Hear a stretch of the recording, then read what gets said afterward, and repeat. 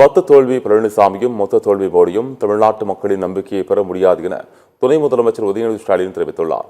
தஞ்சை மாவட்டம் பட்டுக்கோட்டையில் நடைபெற்ற நிகழ்ச்சியில் துணை முதலமைச்சர் உதயநிதி ஸ்டாலின் கலந்து கொண்டு முன்னாள் முதலமைச்சர்கள் அறிஞர் அண்ணா, கருணாநிதி சிலைகளை திறந்து வைத்தார். இதைத் தொடர்ந்து பேசிய அவர், சட்டமன்ற தேர்தலை காரணம் காட்டி மகளிர் உரிமை தொகை திட்டத்தை தடுத்து நிறுத்த சதி நடைபெறுவதை உணர்ந்துதான் முதலமைச்சர் முன்பணமாகவே கோடைக்கால சிறப்பு நிதியையும் சேர்த்து 5000 வழங்கியுள்ளார் என்று கூறினார். ஜாடிக்கு ஏற்ற மோடி போல மோடிக்கு ஏற்ற மோடியாக எடப்பாடி பழனிசாமி மாறியுள்ளார் என்று விமர்சனம் செய்தார். இனிமேல் 10 தோல்வி பழனிசாமியும் மொத்த தோல்வி மோடியும் என்னதான் பாடுபட்டாலும் தமிழ்நாட்டு மக்களின் நம்பிக்கையை பெற முடியாது என்றும் தெரிவித்தார். 2026 திமுக ஆட்சிதான் அமையும் என்றும் தெரிவித்தார்.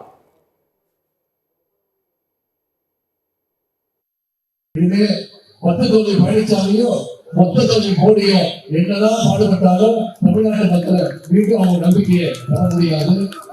மீண்டும் அமையப்போது நம்முடைய திராவிடமான ஆட்சி தான். நம்முடைய தலைவர்கள் தான் மீண்டும் முதலமைச்சராக பொறுப்பேற்க போகிறார்.